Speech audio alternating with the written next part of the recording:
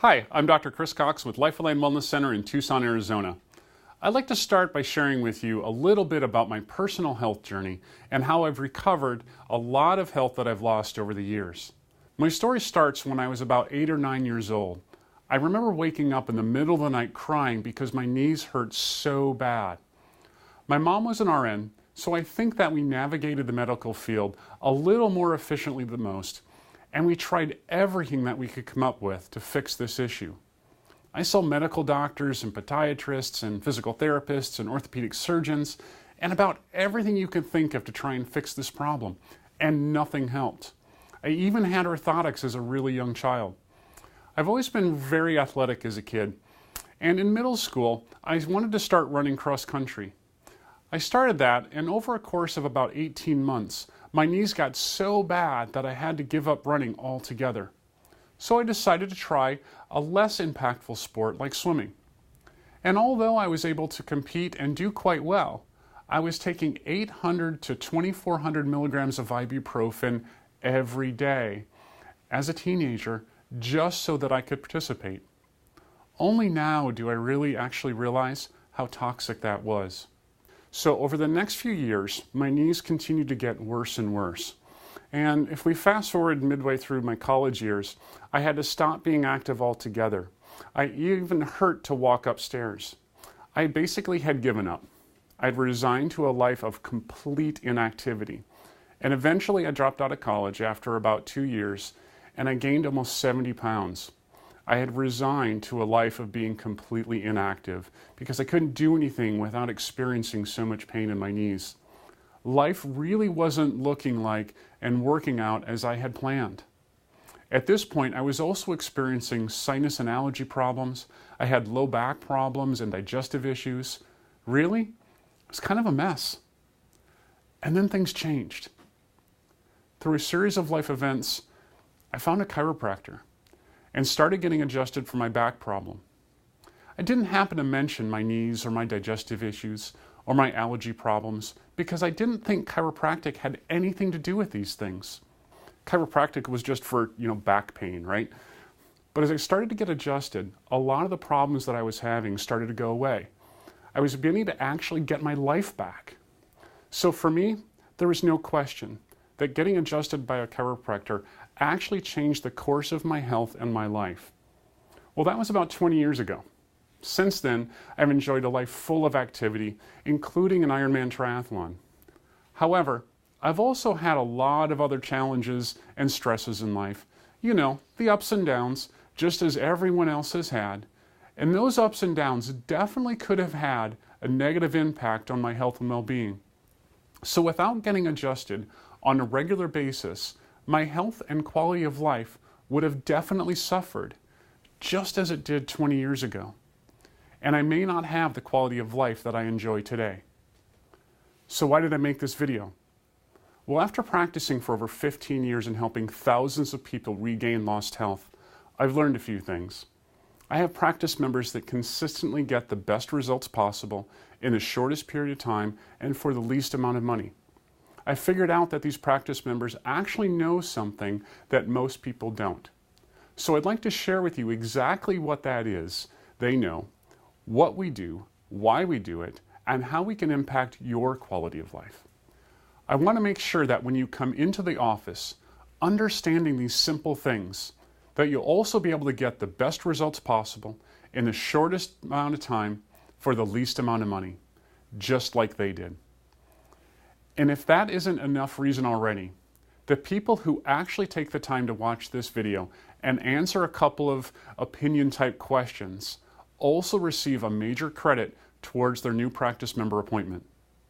Now, to get started on what my best practice members know, I'd like to talk for a couple of minutes about our current healthcare system. If you don't know already, our healthcare system in the United States is very, very broken. And if you didn't already know that, I'd like to share a couple of statistics with you so that you have some certainty that this is actually the case. The first one I want to talk about is this. Up to 400,000 people are killed each year due to preventable medical errors. Let me repeat that. Up to 400,000 people are killed each year due to preventable medical errors. Now the key here is this: preventable medical errors. This is how many people die each year due to mistakes. Let me put this in perspective. If 3 jumbo jets crashed every day for an entire year, would you reconsider flying? Well, I can tell you what, I would. Would you? That's a tremendous number of our moms and dads, our grandpas and grandmas, and our children that are losing their lives because of something that we could possibly have done differently. Maybe what we're doing isn't the best choice. I think it's a problem that we have to look at differently than we currently are. The next statistic I'd like you to look at is this. $765 billion, or 30% of all U.S. healthcare costs, are attributable to preventable costs. Now, what does that mean? Well, these preventable costs include things like fraud, unnecessary services, inefficiently delivered services, and excessive administrative costs. What an incredible waste. And for a system that places America as the 36th healthiest country on the planet, according to the World Health Organization, 36th, I challenge you to name 35 other countries. What if we were to transition that money into education or effective, low-risk patient services that actually improved the patient's quality of life and not killing up to 400,000 people every year? Or what about services that were truly preventative and dealt with the issue before it becomes time for a crisis intervention? How would that transform our healthcare system? What if a system like that already existed? The next statistic that you need to be aware of is this. 92% of U.S. physicians admitted to making some medical decisions based on avoiding lawsuits as opposed to the best interest of their patients.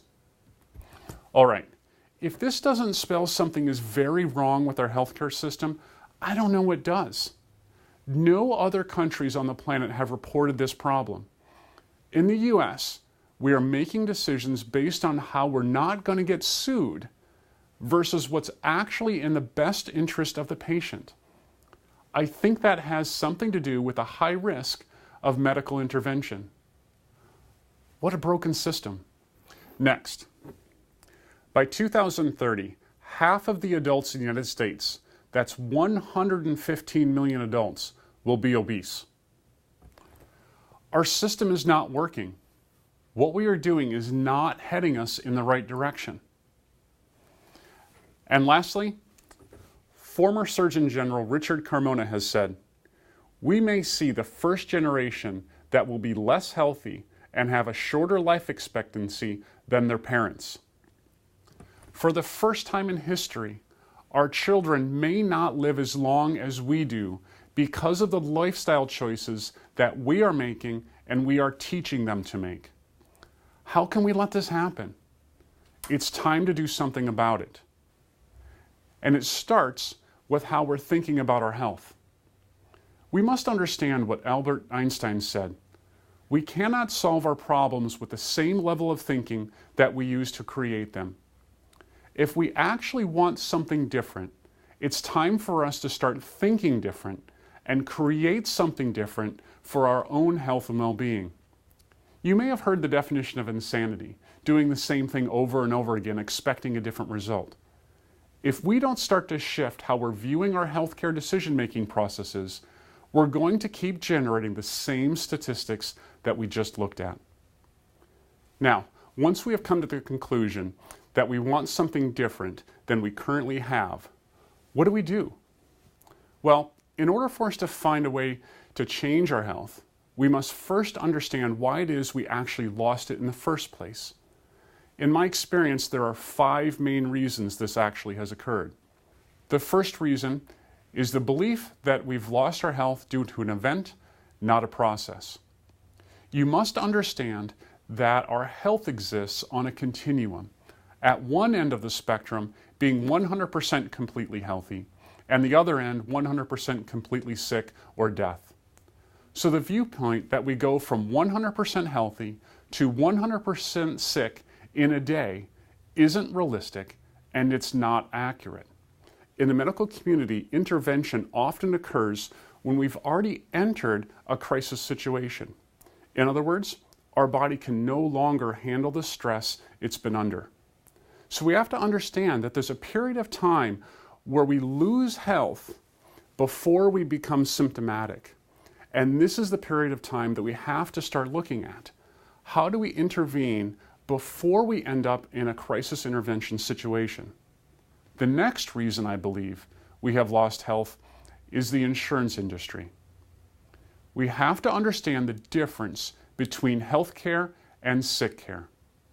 I would challenge the terminology health insurance, because health insurance doesn't pay for things to make you healthy, right?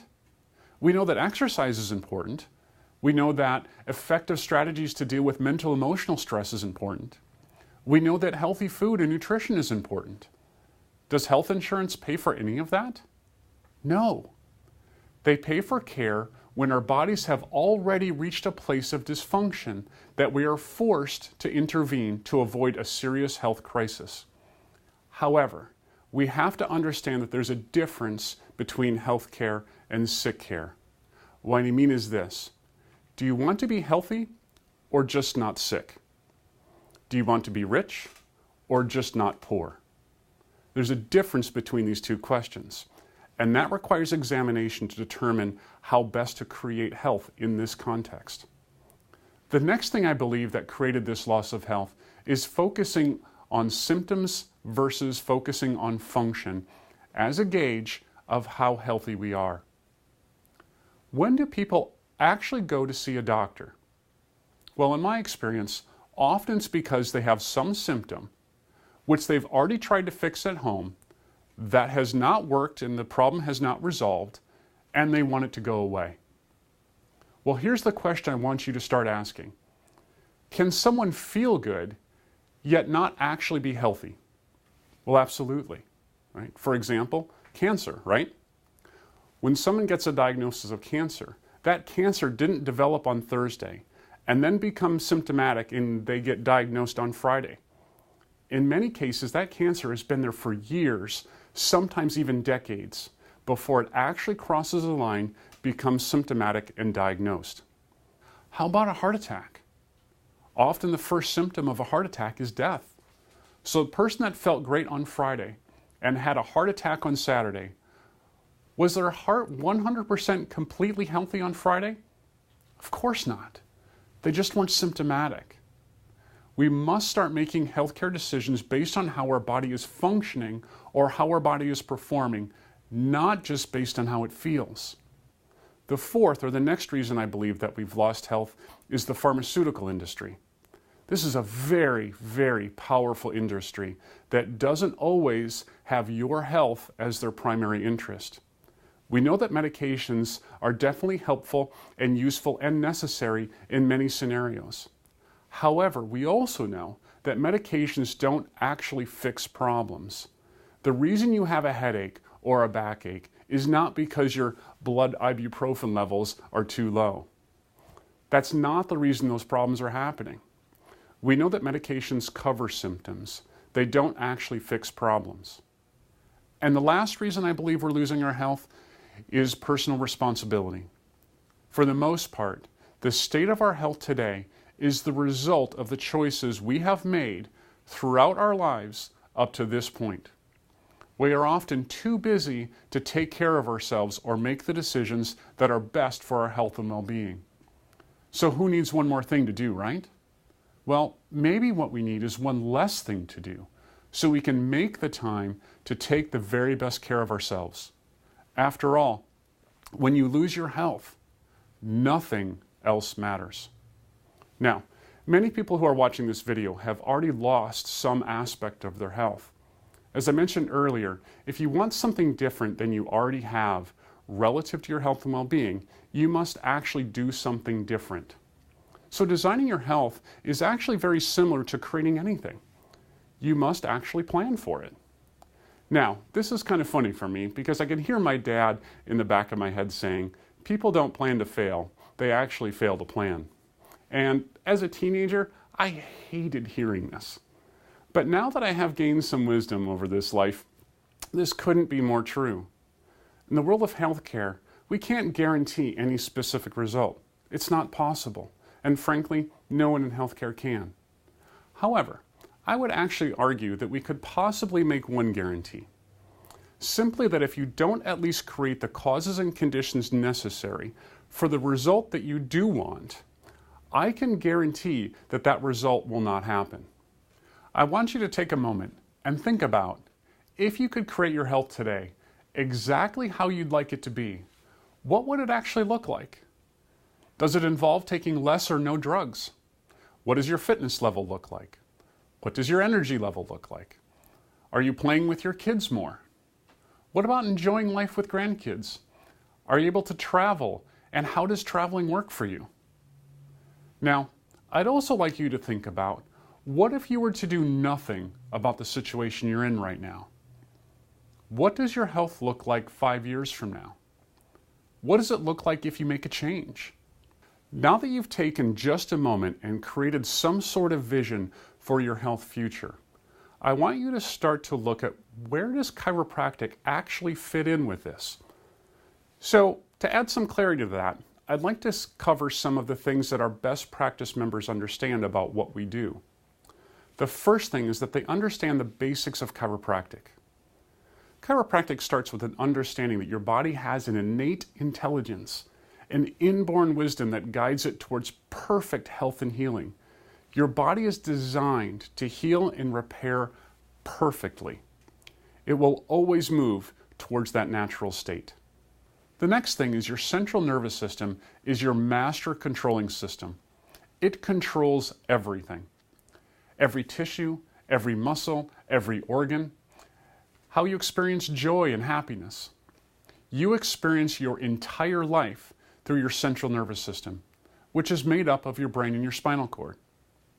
Next, if there's any disruption into how efficiently your central nervous system controls and coordinates your body, it necessarily results in a decrease of your body's function. And lastly, a chiropractor detects and then corrects areas where the central nervous system is dysfunctioning by delivering a specific adjustment. This adjustment improves and restores your body's natural, innate ability to heal and repair. Now that we have an understanding of what chiropractic actually is from a foundational perspective, let's look at how that actually applies to your particular health challenges, your goals and objectives. Often I get the question, how did this problem actually happen? What actually went wrong with my health? In essence, how did you get to where you are today? Well, as I talked about a moment ago, you experience your entire life through your central nervous system. There are physical things you experience in life. Those are things like traumas and accidents and workplace ergonomics, poor sleeping positions. They could also be lack of movement or flexibility or strength. There are also biochemical stressors in life, like nutritional toxicity or nutritional deficiency. You know, too much of the bad stuff, not enough of the good stuff. It could be alcohol or smoking or prescription medications or over-the-counter medications. And the third category of stress in life is the mental emotional stress. You know, job stress, life stress, relationship stress, money stress. You know, the stuff that nobody has, of course. All those things can be stressful in life. When you experience those stresses in your life, and those stresses are great enough, they can exceed your central nervous system's ability to adapt. And that results in dysfunctional spinal movement. The byproduct is that your central nervous system is no longer able to control and coordinate your body's innate ability to adapt, heal, and repair as well as it once did. The result? Decreased body function and eventually loss of health, symptoms, and disease. Make sense? It's really very simple. Imagine if your nervous system is working perfectly. You can hear my voice very clearly. But now, if you were to cover up your ears, you still might be able to hear something, but it's definitely not as clear as it once was. It makes it difficult to respond or react as accurately as possible. That's kind of what happens in the central nervous system. It loses the ability to assess information accurately. The central nervous system can't direct the processes in your body as accurately as it once did. Another thing our best practice members know is exactly what a chiropractic adjustment does. Often I have found that there is some misunderstanding about what actually occurs when a chiropractor makes an adjustment. So I want to clarify that. I want to start by showing you this picture and explain exactly what is happening when a chiropractor makes an adjustment. As you can see, it starts over here. When we experience stressful emotional thoughts or physical traumas or chemical toxins in our life, to a great enough degree, those stresses create a state of dysfunction. This state is called subluxation. When this occurs, it causes dysfunctional movement in the spine. This dysfunctional movement disrupts the efficiency of the coordinating, healing, and adaptive processes of the central nervous system. Now, a lot of times people think that chiropractic adjustment is about aligning the spine or taking a bone that's out of place and putting it back in place. Well, as you can see from this image, the adjustment has more to do with creating normal movement within the spine, and as a byproduct, creating a better healing, adapting, and coordinating of the central nervous system. Well, what science and research has figured out is when we make an adjustment, it affects an area of the spinal cord called layer or lamina 7.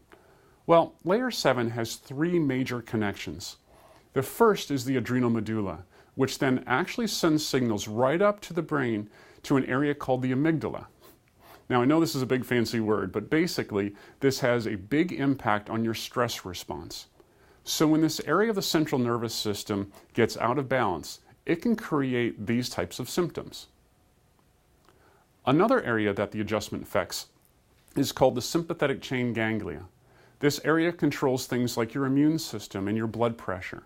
It also has a direct connection to every one of your organs, like your sinuses and your heart, your lungs, your colon, and your bladder.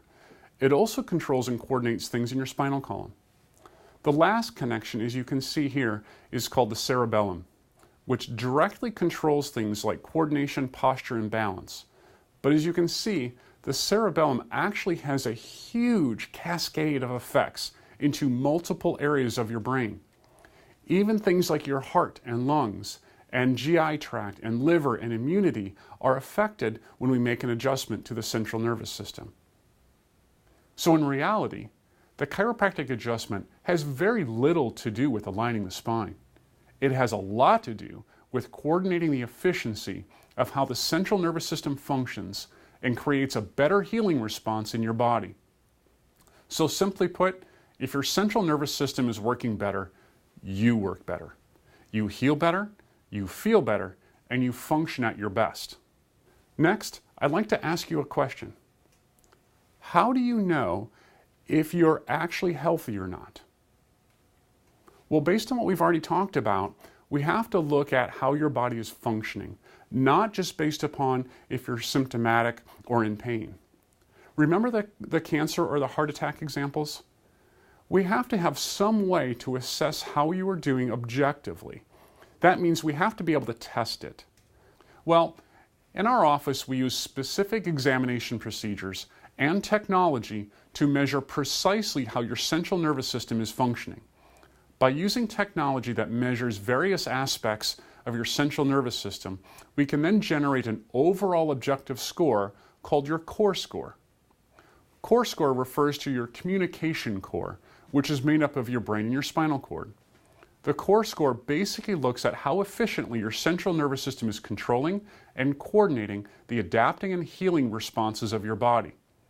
So not only are we going to use this technology to measure things like heart rate variability, muscle tone and balance, and organ and glandular control, we're also going to look at your posture, feel tension patterns in your spinal system, and if necessary, we'll also do a radiological evaluation of your spinal system.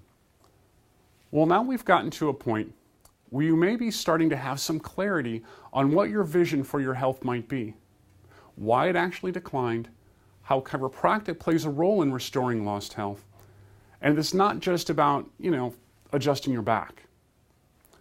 What can you actually expect when you come into the office? Well, the number one thing is, through surveys over the years, our practice members love the whole person approach that we take. We understand that the state that you're in is a byproduct of the environment that you've created for yourself and your body's response to it. So not only do we want to help you with what brings you into the office at this time, but we actually want to look at all the factors in your life that created the problem in the first place. By working this way, we can start to create a plan to move you in the direction that you want to go, getting to the root cause of the problem and providing resolution, not just temporarily put a Band-Aid on it. Another thing our practice members appreciate most about us is we actually take the time to know and care about you. We have a philosophy of healthcare that your health today is a representation of the entirety of your life. To not know you or understand you doesn't allow us to generate the best recommendations possible and help figure out how to help you best. So our patients really appreciate that we actually take the time to know about your kids and your family and what you like to do on vacation and all that kind of stuff, because that's part of your life and it affects how you heal. So as I wrap up, I want to thank you for taking the time to watch this video and investing in yourself and your health. You matter, and your health matters. Please take care of it. Trust me, you'll be thankful that you did. As I mentioned before, the people that have taken the time now to watch this video get better results in a shorter period of time and end up spending less money. Remember to take a few minutes and answer the questions below the video. When you do, we'll be notified and you will receive your credit towards your new practice member appointment. Finally, I want to ask you again, what exactly is it that you want your health to look like 5 years from now? The decision that you make right now will determine that. I look forward to seeing you in the office, clarifying your goals, and developing a measurable plan to reach them.